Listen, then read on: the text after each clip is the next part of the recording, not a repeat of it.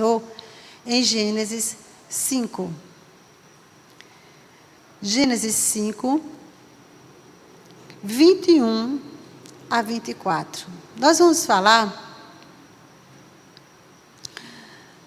sobre Enoque. Nós vamos usar esse texto, né, que a palavra fala sobre Enoque, para a gente meditar um pouco, para a gente pensar, para a gente parar um pouco e ver em que momentos nós estamos tendo comunhão com Deus. Existe aquele momento certo? Não, esse momento é o momento de ter comunhão com Deus. Esse momento é o momento do ativismo. Esse momento é o momento de eu estar com muitas coisas para estudar, muita coisa para fazer. Esse momento é o momento de eu ir para a faculdade, ou o momento de eu ir para o meu trabalho, né, para eu trabalhar na mídia. Mas será que existem esses momentos? Né? Será que existem esses momentos? Diz a palavra do Senhor, no versículo 21 do capítulo 5 de Gênesis, diz: Enoque viveu 65 anos e gerou Matusalém. Andou Enoque com Deus, e depois que gerou Matusalém, viveu 300 anos e teve filhos e filhas. Todos os dias de Enoque foram 365 anos. Andou Enoque com Deus, e já não era, porque Deus o tomou para si. Senhor, nós te louvamos e te bendizemos. Senhor, aqui está a tua palavra, teus filhos. Fala, Pai, aos nossos corações, em nome de Jesus. Quando eu estava lendo esse texto, algumas coisas me chamaram a atenção. Primeiro, quem é Enoque? Aí eu fui olhar, Enoque é da 7ª geração de Adão, né, da linhagem de Abel. Era um homem temente a Deus, que conhecia a Deus, que vivia na dependência de Deus. Então, quando eu comecei a ler esse texto, que diz assim: todos os dias de Enoque foram 365 anos, andou Enoque com Deus. O que é que Deus falou ao meu coração? Que Enoque não tinha aquele dia que ele ia para o trabalho, o dia que ele ia cuidar dos filhos, o dia que ele ia se encontrar com os amigos e o dia que ele ia ter comunhão com Deus. Ia buscar a Deus. Né? Aquele dia em que ele dizia assim: hoje eu vou reservar, porque hoje é o domingo, hoje é o sábado à noite, hoje é o culto de doutrina, hoje é uma hora que eu vou escolher para orar. Não, todos os dias Enoque andava com Deus. Vamos parar um pouco aí. Gente, nós precisamos entender que a nossa caminhada, ela não pode ser setorizada. A nossa caminhada com Deus não pode ser colocada de uma forma metódica. Deus é o nosso Deus em todo e qualquer lugar. Qual a dificuldade que nós temos muitas vezes de enfrentar o mundo? Qual a dificuldade que nós temos muitas vezes de glorificar a Deus fora da igreja, no local onde a gente estiver? Por quê? Porque muitas vezes a gente deixa Deus num certo local, numa certa área, num certo dia, e lá fora nós não temos a coragem de dizer assim: aqui eu também tenho comunhão com Deus. Enoque tinha comunhão com Deus em todos os momentos. Nós precisamos aprender isso. A ter comunhão com Deus onde quer que você esteja, em qualquer situação, em qualquer circunstância, com quem você estiver, não importa. Não importa. Outra coisa que a gente aprende é que os anos de Enoque foram 365 anos. E ele teve filhos e filhas, e ele andou com Deus. Enoque andou com Deus, criança, adolescente, jovem, adulto e velho. Solteiro, casado, com filhos e bisavô, não sei, que a palavra não diz. Enoque andava com Deus na sua casa, com seus filhos, ele andava com Deus no seu trabalho, ele andava com Deus na rua, caminhando, ele andava com Deus. Então, nós precisamos aprender que não existe uma idade para andar com Deus. Não existe uma idade para dizer assim: não, hoje eu sou adolescente ou eu sou criança. não é? Depois eu tenho uma relação mais íntima com Deus. Não, a intimidade com Deus transcende qualquer padrão, qualquer norma, qualquer idade humana. Nós precisamos aprender isso. Por quê? Porque nós somos feitos para a comunhão com Deus.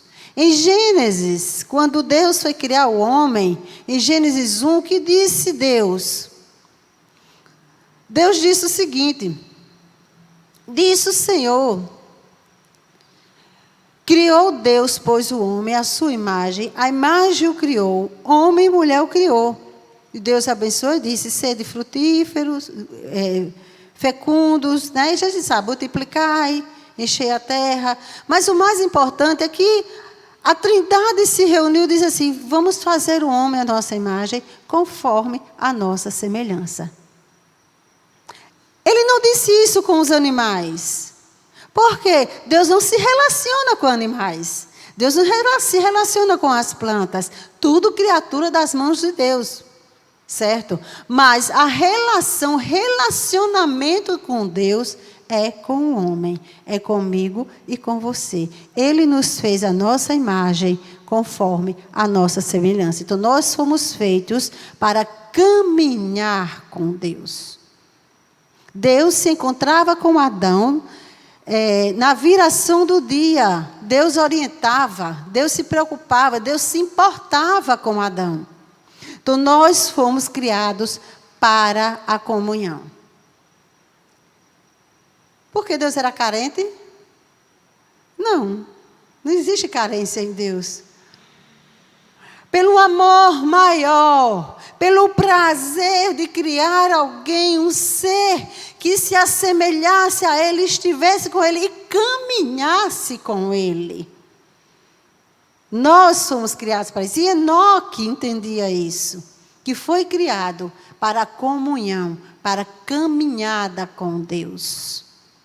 Essa comunhão foi quebrada, está certo? Não é? Adão e Eva quebraram essa comunhão. Mas deixa eu dizer uma coisa a vocês. Quando a gente fala no pecado de Adão e Eva, a gente só pensa no pecado da desobediência. Mas foi bem mais do que isso.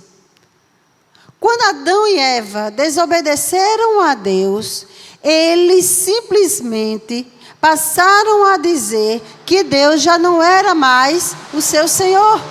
Porque Deus havia dado uma ordem, Deus havia orientado como o Senhor. Então, a quebra da comunhão, certo? Quando Adão quebrou a comunhão com Deus, ele estava simplesmente quebrando o laço do senhorio com Deus. E isso é o que acontece com a gente quando a gente quebra a comunhão com Deus. Quando a gente faz da nossa vida algo nosso. Faz o que bem entender, o que vir sobre a nossa cabeça. Antes de conversar com o nosso Deus, com o nosso Senhor, buscar orientação com Ele, buscar a intimidade com Ele, a gente simplesmente toma logo as nossas decisões porque acha que aquilo ali é o melhor para a gente. O que é que nós estamos fazendo? Nós estamos fazendo exatamente o que Adão fez. Fazendo exatamente o que Adão fez. Adão não honrou o senhorio do Senhor. Não honrou. Aí a gente diz assim: mas Adão, rapaz, como é que Adão faz um negócio desse? Quantas vezes a gente faz isso? Todos os dias. Quando a gente não se quebranta, quando a gente não busca, quando a gente não tem uma comunhão com Deus eficaz, verdadeira. Quando a gente não procura a intimidade com Ele, nós estamos simplesmente desonrando o senhorio de Deus. Outra coisa que aconteceu aí foi que Adão subestimou a onisciência de Deus. Adão subestimou a onisciência de Deus. Quando ele diz assim: foi a mulher que tu me deste. Fui eu não, eu estava bem legalzinho, estava todo dentro daqueles parâmetros que tu me disseste. Mas a mulher que tu me deste, foi ela que estragou tudo. Ô Adão, você está subestimando a minha onisciência. Andar, caminhar com Deus, andar todos os dias, ter intimidade com Deus, é compreender quem é Deus. Compreender exatamente quais são os atributos de Deus. Nós precisamos compreender os atributos de Deus para a gente não ficar forjando a nossa vida, forjando o nosso caráter. Como se Deus, Ele não soubesse o que está dentro de nós. Então Adão, ele subestimou. Adão, ele simplesmente disse que Deus é imperfeito na sua criação. Quando ele disse, a mulher que tu me deste, ou seja, tu me deste uma mulher defeituosa. Eu não tenho culpa, foi tu. Então, a gente precisa entender que quando a gente vacila diante de Deus, quando a gente simplesmente se abstém, a gente sai da presença de Deus, a palavra diz que um abismo vai chamando o outro abismo. E foi o que aconteceu com Adão. Quebrou o senhorio, subestimou a onisciência, ou seja, ele simplesmente negou os atributos de Deus, porque ele foi falso diante de Deus, ele não foi verdadeiro, não foi sincero diante de Deus, porque o problema ali não estava só no pecado, estava na atitude de Adão diante daquilo que ele tinha feito. Então, um abismo chama o outro abismo.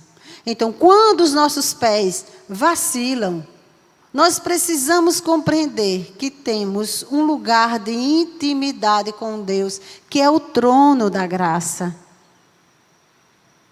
Nós precisamos entender na nossa caminhada que o trono da graça é o nosso lugar de intimidade com Deus. Mas existem caminhos para essa comunhão, para essa intimidade. E um dos caminhos extremamente importantes é a busca da intimidade, a oração. Oh, meus irmãos, como a gente não sabe orar como convém. A gente não sabe orar como convém. Eu li um livro, não estou lembrado do autor agora. Quando eu ganhei esse livro, eu me choquei um pouco quando eu vi o livro e vi a introdução do livro. Mas eu comecei a ler e ele é fantástico. Falsos, metidos impostores. Ele é um murro no nosso estômago. Ele mostra exatamente o Adão que existe dentro de nós. E nas nossas orações, nós também nos portamos como se Deus não fosse onisciente, onipresente, onipotente. Como se Deus não fosse um ser pessoal. Nós negamos isso aí. Por quê? Porque quando nós oramos, mas não oramos como convém, quando nós oramos tentando botar flores na nossa oração, quando nós não somos diretos com Deus, escondemos algo de Deus, ou tentamos muitas vezes explicar a Deus, justificar o nosso erro a Deus, o que nós estamos sendo é verdadeiramente falsos diante de Deus e negando o seu atributo, os seus atributos. Deus é um ser pessoal, que se relaciona, que se mostra, que fala, que ouve, que se importa. Deus é um Deus que Ele sofre junto com a gente. A única coisa que Deus não faz junto com a gente é pecar, porque Ele não conhece o pecado, mas Ele está lá com as mãos estendidas. As mãos estendidas. Mas precisamos verdadeiramente nos conhecer, a nossa limitação, o mais íntimo do nosso coração. Saber que somos limitados, mas que Deus, Ele sabe todas as coisas. E nós precisamos aprender a caminhar com Deus dessa forma. Dessa forma. Sendo primeiro sincero diante de Deus. Nós precisamos nos lembrar da onisciência de Deus. Eu acho assim maravilhosa a oração de Neemias. Neemias está muito bem, obrigado. Sendo copeiro do rei. Vivendo beleza, numa boa. Aí chega o irmão de Neemias e diz assim, como é que está lá o povo? Né? Como é que está o meu povo? Como está o povo da gente lá? Aí o irmão de Neemias disse assim, olha, está tudo quebrado. Está acabado, os muros foram caídos, fomos levados a cativo. Os pais de famílias já não têm mais as suas esposas. Os utensílios da casa do Senhor foram todos levados. Está uma destruição total. É essa a situação que está. Aí Neemias olhou para ele e disse assim: está vendo? É o pecado do povo. Eles pecaram, todos eles pecaram. Por isso que Deus pesou a mão sobre eles. Porque eles pecaram. Deus tem razão, Deus é justo. Deus, tu és justo em fazer isso. Não. Neemias, ele conhecia o lugar dele. Neemias conhecia exatamente quem era Deus. E Deus sabia a história de Neemias. Neemias, ao invés de dizer assim: eu estou aqui porque Deus, ele viu em mim um coração bom, um coração justo, um coração santo. Ele disse assim: Senhor, o teu povo, eu e a casa do meu pai pecamos contra ti. Nós conhecemos a tua palavra. O Senhor disse que se nós não andássemos nos teus mandamentos, o Senhor ia nos espalhar. O Senhor ia deixar, o Senhor ia permitir que nós fôssemos levados cativos. Lembra-te das palavras que tu disseste ao teu servo Moisés. Mas também te lembra, Senhor, das palavras que tu disseste, que quando nós nos arrependermos, o Senhor ia recolher todos, trazer de volta e restaurar a sorte. Duas coisas aí. Neemias sabia orar com sensatez. Segundo, Neemias conhecia a palavra de Deus, assim como Isaías conhecia a palavra de Deus. Quando a gente conhece a palavra de Deus, a gente não ora de qualquer jeito. A gente não fala qualquer coisa. Mas conhecer a Deus é muito mais do que só você dizer assim: eu sei quem Ele é. Não, não. Conhecer a Deus é uma caminhada. Lembre-se, conhecer a Deus é uma caminhada. E nós falhamos nessa caminhada todos os dias. Mas louvado seja o nome do Senhor, que nós temos a misericórdia de Deus sobre as nossas vidas. Nós temos a misericórdia de Deus sobre as nossas vidas. Nós precisamos aprender a caminhar com Deus.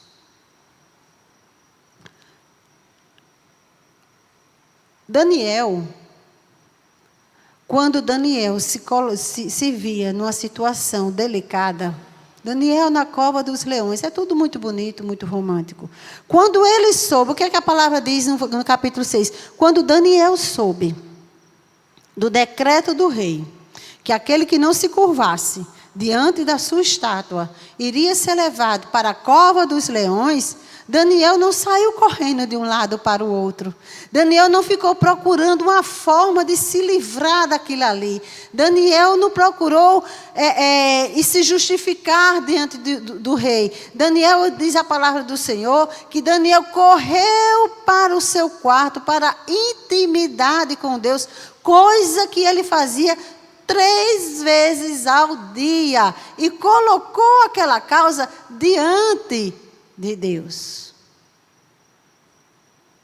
Diante de Deus. Diferente do filho pródigo. Quando o filho pródigo começou o desejo, os apelos do mundo, o aperto mesmo, a pressão que eu e você sentem aí fora. Quando a pressão chegou no coração do filho pródigo, se ele tivesse feito do jeito que Daniel fez, buscado um lugar de intimidade, de comunhão, se ele tivesse uma caminhada de intimidade com Deus, ele teria parado para ouvir o seu pai. Ele veio se lembrar de um lugar de comunhão com o pai, depois que ele já estava no mundo. Depois que ele já tinha saído da casa do pai. Ele esfriou o coração. Ele já não ouvia mais o seu pai. Ele já não queria mais ouvir os conselhos, as orientações de seu pai. Foi isso que aconteceu. Diferente de Daniel. Daniel correu para a oração. O filho pródigo correu da oração. Da oração. Quando nós falamos aqui que comunhão com Deus, intimidade com Deus, independe do local onde a gente está, nós vimos isso exatamente em Daniel e no filho pródigo. O filho pródigo, ele estava dentro da casa do pai. Ele estava dentro da casa do pai, gozando da comunhão com o pai. Ouvindo os conselhos do pai, vendo os preceitos do pai, as prioridades do pai, sabendo a herança que ele tinha. O filho pródigo sabia a herança que o aguardava. E enquanto aguardava aquela herança, nada lhe faltava. Porque ele estava dentro da casa do pai. Ele estava frente a frente com o pai todos os dias.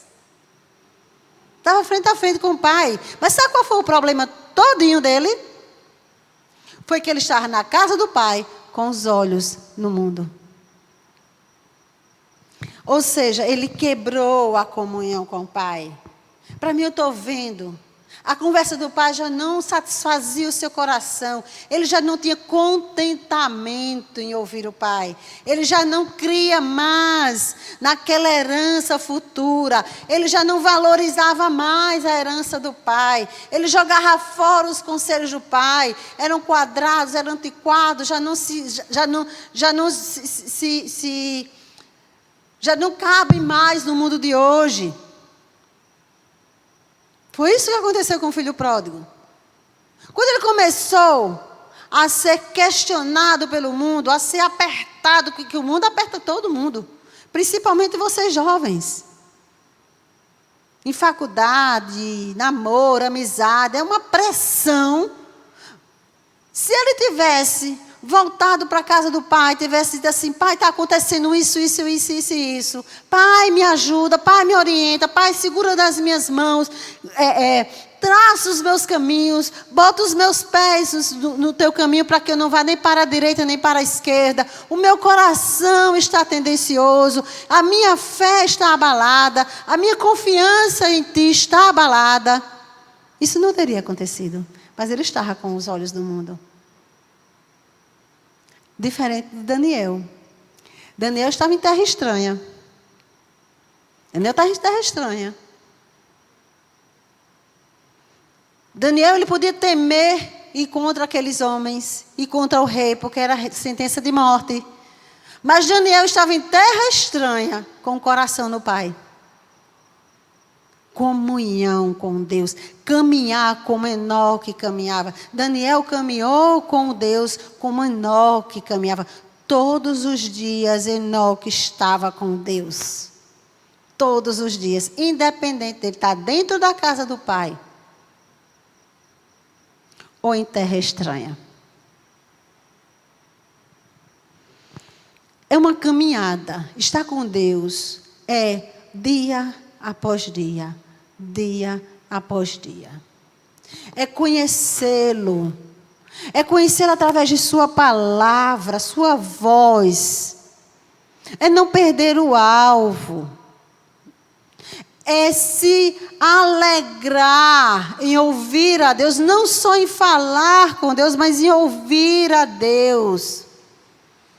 É conhecer a Deus para a nossa satisfação como filho. É conhecer a Deus para que cada dia mais a gente tenha comunhão com aquele que nos criou. É caminhar com Ele, conhecendo a sua palavra, porque Jesus disse que a palavra é que testifica dele. Mas Ele também disse que o povo dele perece por falta de conhecimento. Mas deixa eu dizer uma coisa aqui a vocês. A gente procura conhecimento hoje, sabe para quê? Para debater teologia. Para ganhar um debate com um colega. Para na roda dos colegas a gente saber falar teologicamente o que está defendendo. Como se Deus precisasse de advogado. Deus precisa de filhos que tenham comunhão e intimidade com Ele.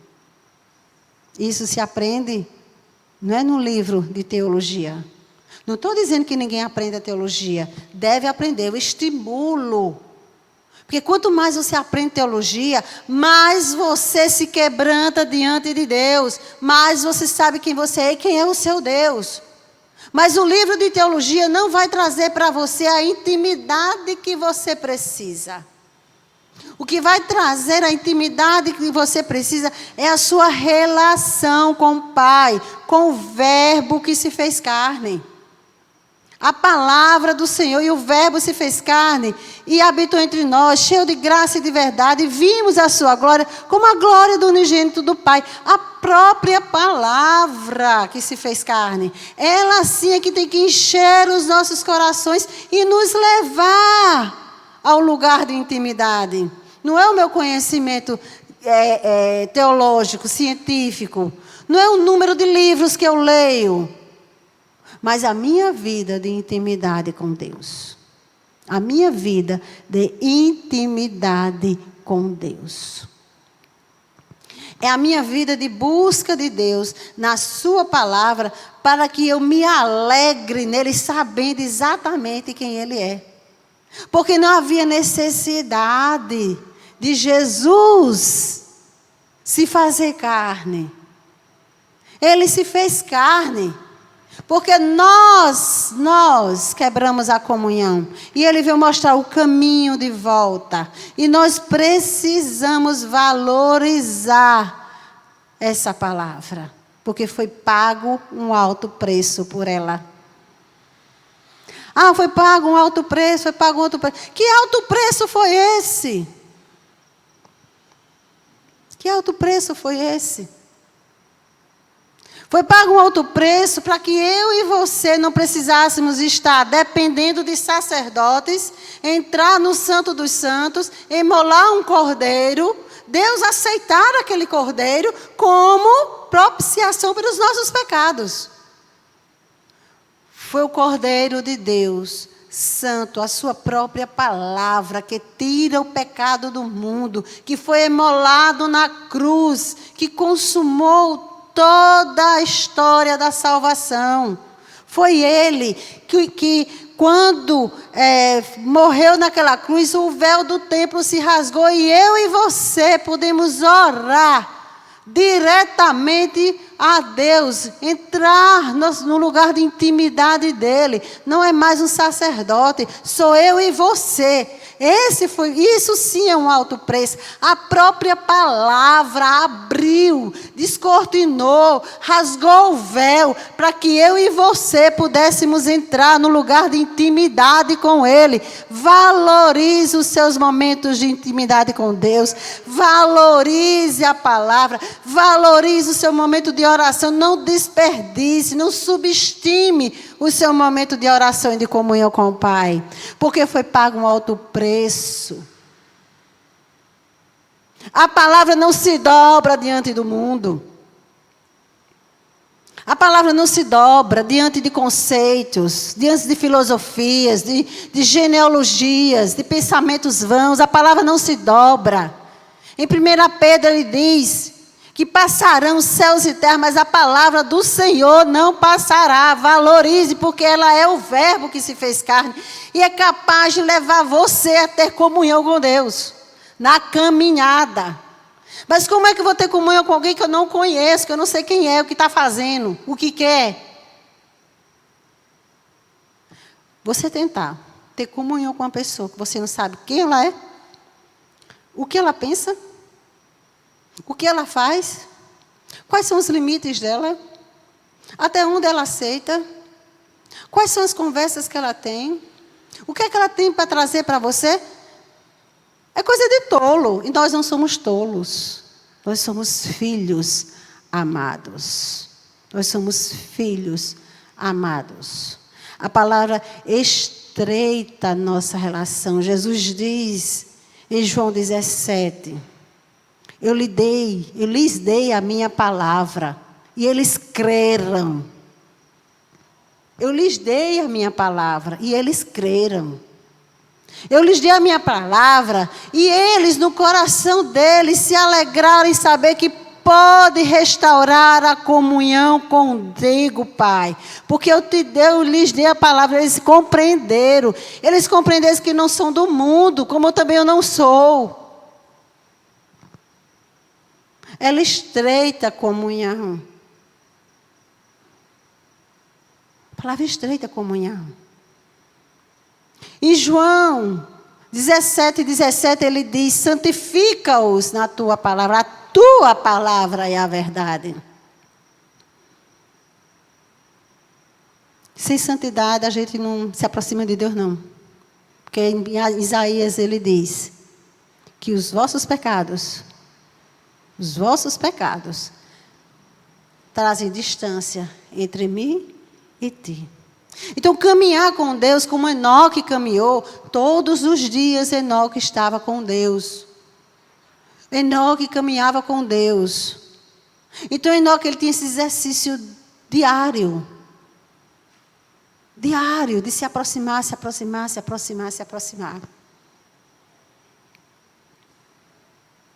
Aí a gente pensa assim, é tudo muito bom, tudo muito maravilhoso. E nos momentos maus? A palavra te dá reservas. Os teus momentos de oração te dá reservas. As horas que você passa na presença do Senhor te dá reservas. Aquelas circunstâncias pequenininhas do dia a dia que você vê Deus agindo, te trazem reserva. Lembra Davi? Quando foi enfrentar Golias, foi que ele disse? O Deus que me livrou do urso e do leão, ele vai me livrar desse incircunciso. Davi caminhava com Deus. Lá, apacentando as ovelhas, quando o urso chegou, o leão chegou, não pegaram Davi, nem as ovelhas, não. Deus livrou Davi e as ovelhas. A gente precisa aprender a caminhar com Deus. Que é muito mais do que estar aqui hoje à noite. É sair daqui e saber que Deus está com você. É confiar na caminhada. Eu tive que aprender. E não aprendi ainda a caminhar com Deus. Eu tive que ter respostas de Deus todos os dias. Para eu saber que a minha intimidade com Deus era muito maior, tinha que ser muito mais profunda do que à noite quando eu me deitava e fazia uma oração. Tinha que ser no dia a dia. Aprender a ouvir Deus falar, mas também aprender a suportar o silêncio de Deus. Eu tive uma experiência tão interessante a semana passada. Eu estava em Patos. Eu fui convidada para falar no encontro de mulheres e no encontro de jovens. Eram cinco palestras. Na sexta noite de mulheres. E 4 no final de semana com os jovens. Quando a gente faz quimioterapia, a imunidade da gente baixa muito. Ela pode oscilar, ela está lá em cima e lá embaixo o outro. Basta você ter uma semana mais agitada que ela baixa. Isso aí, por isso que às vezes a pessoa, tu ainda usa máscara? Eu uso, que eu não sei como é que eu estou, não vou fazer exame de sangue todo dia. Então eu uso. Tudo bem, obrigada. Foi o que aconteceu. Sexta noite, beleza, preguei para as mulheres. No sábado de manhã, amanheci com infecção urinária. Fora de casa, uma cidade que 11h30 da noite estava 32 graus, sem remédio, com infecção urinária, com 4 palestras para dar ainda. Eu disse, Deus, o Senhor me chamou aqui. O Senhor me deu a palavra. Aquelas pessoas estão ali para me ouvir, para saber o que é que o Senhor falou ao meu coração. Portanto, Senhor, me ajuda, porque ninguém merece passar um final de semana agitado desse, com infecção urinária. Pasmem. Eu vim sentir alguma coisa, a partir dessa oração, eu vim sentir alguma coisa na segunda-feira, depois que cheguei em casa. Caminhar com Deus. Caminhar com Deus. É nos seus momentos, lá na escola, na faculdade, Deus, o que é que eu falo agora? O que é que eu faço agora? E agora esse professor está me pressionando, o que é que eu faço agora? Você diz assim, eu caminho com Deus, como Enoque caminhava com Deus. Deus vai me dar um escape. Deus vai. A gente tem muito isso, né? Quando é novo convertido, a gente vai perdendo, não devia perder. Deus vai te mostrar o caminho. Mas Deus também vai ficar num silêncio. O hino que Igor cantou, eu achei assim uma frase que foi realmente a minha frase muitas e muitas vezes. Só que não tão bem composta como a do hino. Quando diz assim: quando eu esperei ouvir a voz, tu me veio com silêncio. Silêncio de Deus. Quando você estiver passando por esses momentos de silêncio de Deus, não se sinta órfão. Não se sinta órfão. A gente tem essa tendência de se sentir órfão, de achar que Deus não está ouvindo, que Deus não está falando, que Deus não está se importando com a gente. Aí a gente começa a procurar respostas em outras coisas, em outras pessoas. Caminhos, outras formas de resolver, de decidir. Na hora do silêncio de Deus, pare e saiba que Deus, Ele não está alheio à sua situação. Gente, depois que eu fiz a cirurgia, aí a médica disse: vamos fazer quimio, você vai fazer 8 sessões de quimioterapia. Eu falei tanto com Deus e Deus não me respondeu nada. Deus, brincadeira, no momento das aflições, o Senhor silencia, brincadeira. Pandemia, aí todo mundo morria assim. Inclusive eu tive Covid, fazendo quimioterapia, sem estar vacinada, sem nada. O pessoal, meu médico entrou em desespero, era tudo muito novo, ele não sabia nem o que ia fazer comigo. Mas de casa eu não saí, porque Deus não deixou. E o meu Deus do céu, o Senhor em silêncio. Mas a gente tem que saber que Deus vai falar. Na hora dele, do jeito dele, Ele vai falar. E eu me lembro que a primeira quimio que eu fiz só as químios, e meu Deus do céu, eu estou indo só. Eu via tanta gente que ia e saía na maca, e saía vomitando, e saía. Eu nunca tive, a não ser um enjoo leve, eu não tive nada mais do que isso. Glória a Deus por isso. Mas quando eu entrei na primeira quimio com medo, veja só como Deus é. Que eu vi aquelas mulheres lá, tudo tomando químio, umas deitadas, outras chorando, outras... E o meu coração estava em paz. O silêncio de Deus me trouxe paz. Aí eu olhei assim, eu disse: meu Deus, que deserto. Aí Deus falou. Deus é um negócio sério. Às vezes eu digo: Deus, tu gosta de brincar comigo.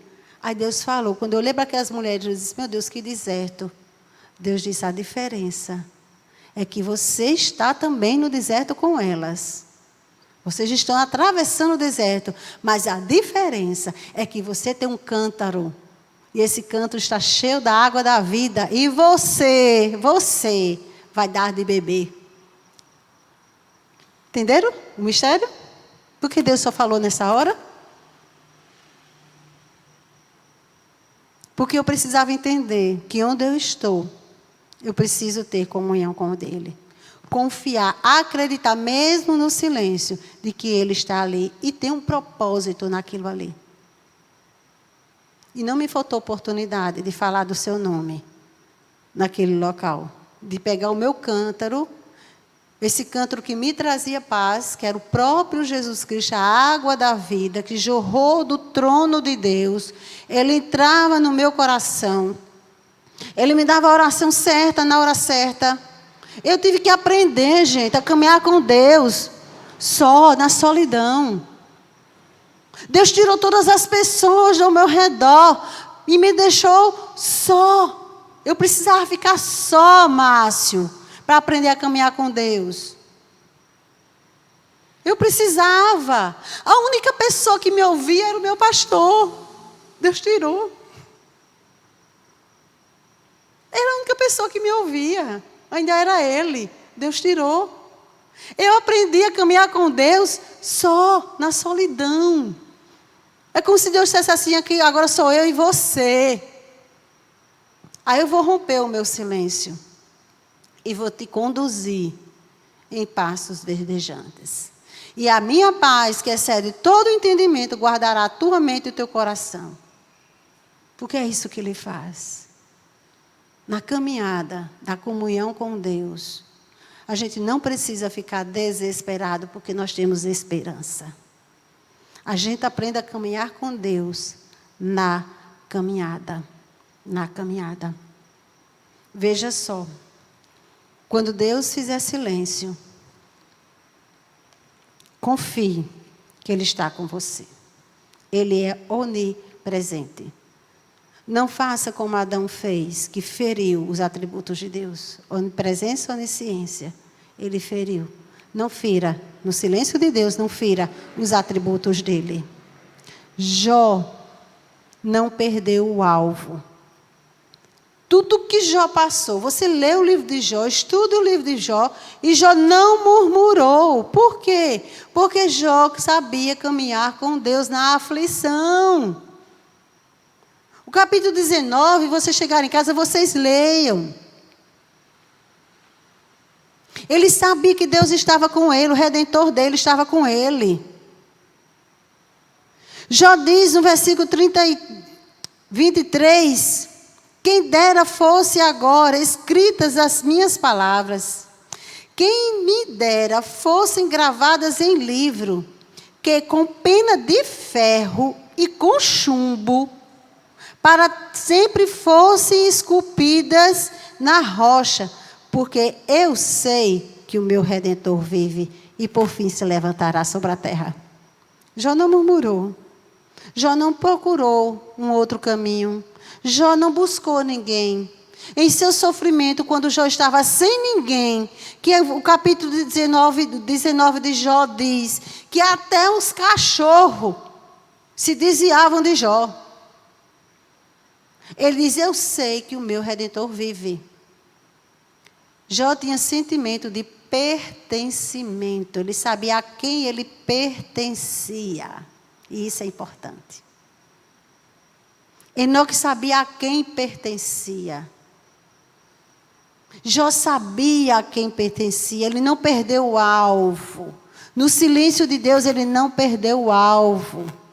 Ele sabia que uma hora ou outra Deus ia se levantar e iria falar com ele. Aí você vê lá nos últimos capítulos, capítulo 38, que ele diz assim, aí vai, 38, 39, 40, 40, Deus começa a falar. Mas Deus não fala o que Jó quer ouvir, não. Parabéns, Jó, foste fiel. Parabéns, Jó, mesmo quando você estava só, você não abriu mão da comunhão comigo. Parabéns, Jó, você é firme na sua fé. Parabéns, Jó, você não se desviou do caminho. Deus não disse isso, não. Ele olhou para Jó e disse, quem é você? Para questionar. Onde era que você estava quando eu fiz todas as coisas? Levanta-te como homem e falarei contigo. Eu estava esperando um consolo, um abraço, que a gente sempre espera, né? Ele disse, não, peraí, Jó, quem é você para me questionar? Onde era que você estava quando eu pus limites nas águas do mar? Aí vai, ele discorre assim, Deus dá uma lapada em Jó. Ele dá uma lapada em Jó. Depois do silêncio, Deus deu uma lapada em Jó. Te levanta como homem. Deus estava dizendo assim, lembra-te que você foi criado à minha imagem, conforme a minha semelhança. Te levanta, porque eu vou falar contigo. De pai para filho. Paulo diz em Efésios, desperta, ó tu que dormes. Levanta-te dentre os mortos e Cristo te iluminará. Às vezes a gente dá como se a gente fosse igual aos mortos do mundo. Mas apesar daquele povo estar aparentando ser morto como os demais, havia vida neles. E Paulo diz assim, desperta, ó tu que dormes. Levanta-te dentre os mortos e Cristo te iluminará. Deus diz, Jó, te levanta. Sacode a poeira. Te levanta, firma os teus pés. Como homem, cinge os teus ombros, como homem, e eu falarei contigo. Caminhar com Deus também no silêncio. E o que é que Jó diz? Lá na frente, no capítulo 42, ele diz assim, antes eu te conhecia de ouvir falar, mas agora os meus olhos te veem. Ou seja, antes eu te conhecia porque as pessoas falavam. Deus já testemunha de Jó, no capítulo 1. O homem temente a Deus, se desviava do mal, orava todos os dias. Mas mesmo assim, lá na frente, depois de tudo que passou, e de ter passado com o silêncio de Deus, Jó diz assim: antes eu te conhecia só de ouvir falar. Eu te conhecia porque eu estudava teologia. Eu te conhecia porque eu ouvia pregações. Eu te conhecia porque eu lia a palavra. Eu te conhecia porque eu cantava, porque eu trabalhava na igreja, porque eu tive experiências contigo. Mas tudo isso só serviu de reservas para Jó. Porque agora os olhos de Jó viam a Deus. Por quê? Porque Jó caminhou com Deus. Ele sabia caminhar com Deus, sem ferir o senhorio dele. Jó foi servo em todos os momentos. Ele não foi mimado, filho mimado, como muitas vezes a gente é. Jó, ele aprendeu a se calar sem murmurar. Muitas vezes o que o inimigo quer é que a gente murmure. É ouvir a gente murmurando. Na caminhada não murmure. Mas também abra o seu coração, não estou crendo. Deus, eu estou sentindo tua falta, o Senhor não está falando, meu coração está aflito, eu estou com medo. Seja sincero. Eu preguei para aquelas mulheres, o tema foi voz de Marta, joelhos de Maria. Todo mundo baixa a lenda, pobre de Marta, né? Aí exalta Maria. Mas Marta não foi nada mais, nada menos do que sincera diante de Deus. Ela chegou para Jesus, ela tinha comunhão, prova que ela tinha comunhão com Deus, com Jesus, ele chamou ela, a palavra diz que ele a amava, e ela tinha tanta comunhão com ele, que ela abriu o coração. Estou aflita, minha irmã está aí sem fazer nada, estou ansiosa, eu não estou crendo que o Senhor vai deixar isso acontecer e não vai fazer nada. O Senhor não veio, se o Senhor tivesse vindo, meu irmão não tinha morrido. Foi sincera. A gente precisa ter a voz de Marta e os joelhos de Maria, juntar as duas coisas. A sinceridade que Adão teve diante de Deus.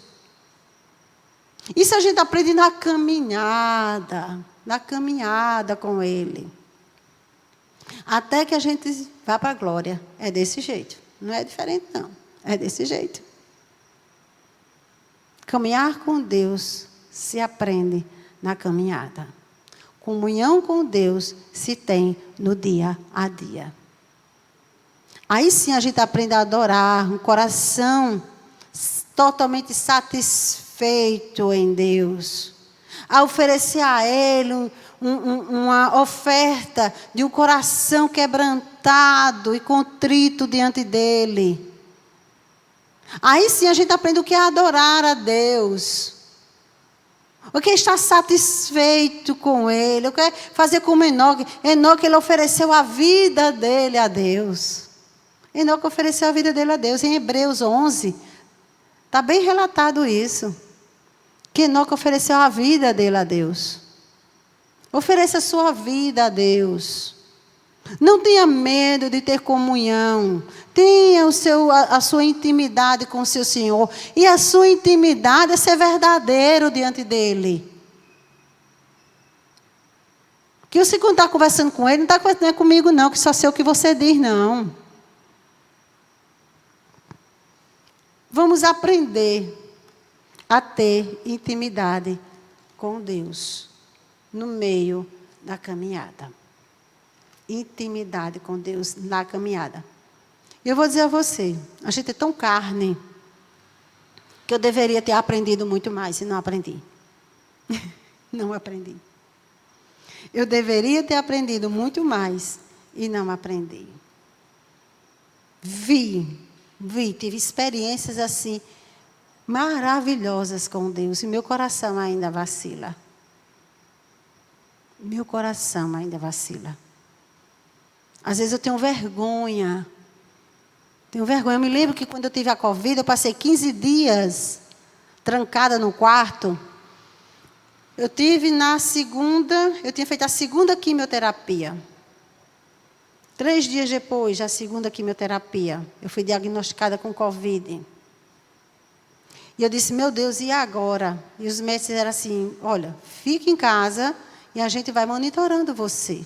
Passou-se os 15 dias, aí foi o dia de eu retornar à FAP para marcar já a 3ª quimioterapia. Faltou medicamento. Tudo bem, 8 dias depois eu fui de novo. Faltou medicamento. Eu disse, Deus, tempo para mim é ouro. Eu não posso perder tempo. Eu não posso perder tempo. E fui para casa. Quando eu cheguei em casa, me deitei e disse, Deus, o que está acontecendo? O Senhor sabe que quimioterapia é primordial para mim, está faltando medicamento. Tudo vai sair do lugar, do controle, se eu não tomar agora essa quimioterapia. Se a próxima semana eu não tiver medicamento, o que é que eu vou fazer? Passou-se. No outro dia, quando eu abri o celular, aí tinha uma mensagem que eu não sei de quem é, porque mesmo que a gente bota ali para visualizar, só tinha um risquinho assim, não tinha nome de pessoa. Não sei quem é, até hoje eu não sei. E dizia assim, eu não perdi o controle da sua vida. Nada está fora de lugar. O tempo ainda está nas minhas mãos. Meus irmãos, que vergonha. Deus sabia o que estava fazendo, era tudo muito novo. Sei lá, se eu tivesse tomado aquela quimio, logo após a Covid, eu teria tido alguma coisa? Sei. Pronto. No outro dia, a FAP ligou para mim. Chegou o medicamento, Áurea, vem? Deus só queria falar comigo. Deus só queria dizer assim, quem é você para estar questionando o tempo para mim? Você não entregou todo o tratamento nas minhas mãos? Está tudo nas minhas mãos. Tudo sob controle, não se preocupe. Eu não perdi o controle da sua vida. Comunhão com Deus se aprende na caminhada. Vamos orar? Deus, nós te damos graças, te louvamos e te bendizemos, Pai, na beleza da tua santidade. Quisera, Pai, a gente aprendesse a caminhar contigo como Enoque caminhava. Até os nossos dias sossegados nas tuas mãos, como Jó tinha em meio à tribulação e o teu silêncio. Quisera que a gente aprendesse.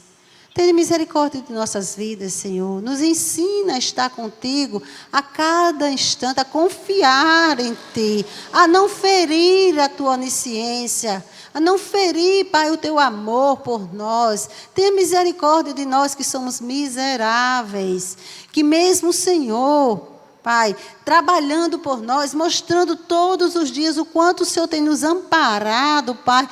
Pai, nós nos questionamos ainda. Muitas vezes não cremos, muitas vezes nosso coração não consegue sossegar na Tua presença. Tenha misericórdia de nossas vidas, Senhor. Enche-nos, Pai, com o Teu poder, com a Tua graça, com o Teu amor. Nos dá, Pai, a alegria, contentamento em Te buscar na oração, Pai. Em Te buscar na Tua palavra, como filhos amados. Toma-nos em Tuas mãos todos os dias, Senhor, para a glória do Teu santo nome, em nome de Jesus. Amém. Que Deus nos abençoe.